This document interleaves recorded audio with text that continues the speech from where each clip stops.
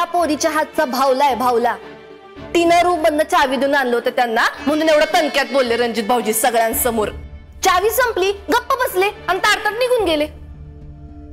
तुमच्या आई साहेब आपल्या दुःखाला कुरवाळत बसल्या, नशीब पडल्या नाहीत. राजश्री हो, खरं तेच बोलतोय आम्ही, ओरडू नका. त्या पोरीला वेळीच घराबाहेर काढून टाका, हे तुम्ही आमचं न ऐकून पायावर धोंडा मारून घेतलाय. आणि नुसता धोंडा नाही मारून घेतलाय, पायाचा पार अगदी चंदामेंदा केलाय. आता खरंच बसा, बाबूजी मार्ग, बाबूजी आशिष. राजश्री तुम्ही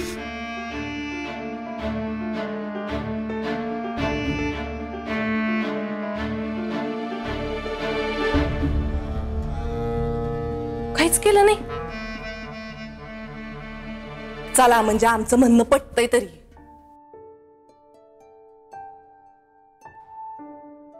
थांबा संजीवनी बाई.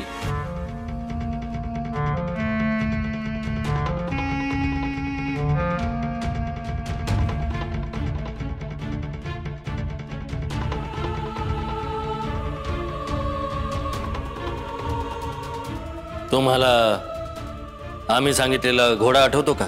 कल्याण घोडा, ज्याचे आधी आम्ही पाय मोडले होते आणि नंतर त्याला गोळी घातली होती.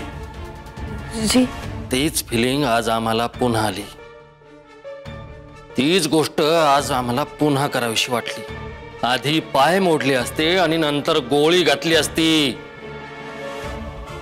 आमच्या आई साहेबांचा अपमान करणाऱ्याला. त्या त्यांच्या पण आई साहेब आहे.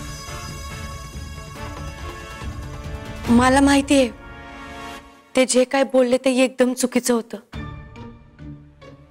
पण मला याची पण खात्री आहे की ते आई साहेबांची माफी नक्की मागतील.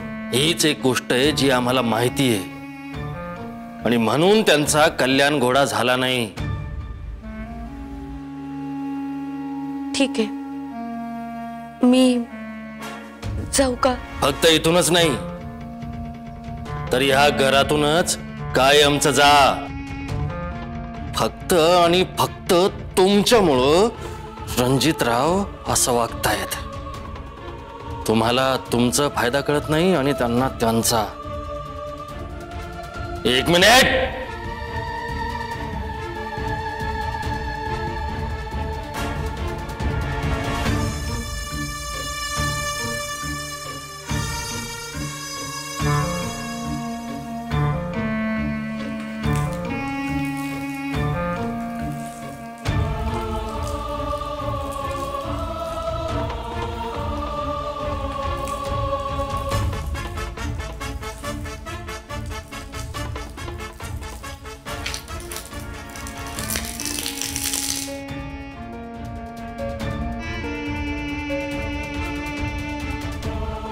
आम्ही तुम्हाला जायला सांगितलं होतं.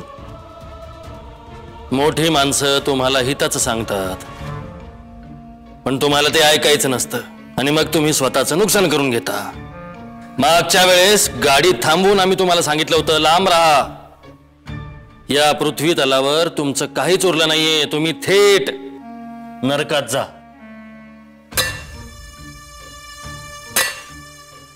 पण तुम्ही ऐकलं नाही. मग आम्हाला शिक्षा करणं भाग पडलं. मागच्या वेळेस आम्ही तुम्हाला सांगितलं होतं स्वतःला गोळी घालून घ्या. तेही तुम्हाला जमलं नाही.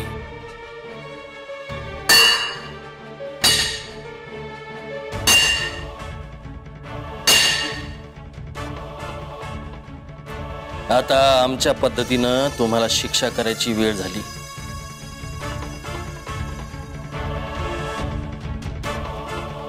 तुम्ही हे जे काही चालवलंत ना ते येळेवर सोडलं नाही तर आम्ही तुमचा गळा दाबून तुम्हाला मारून टाकू.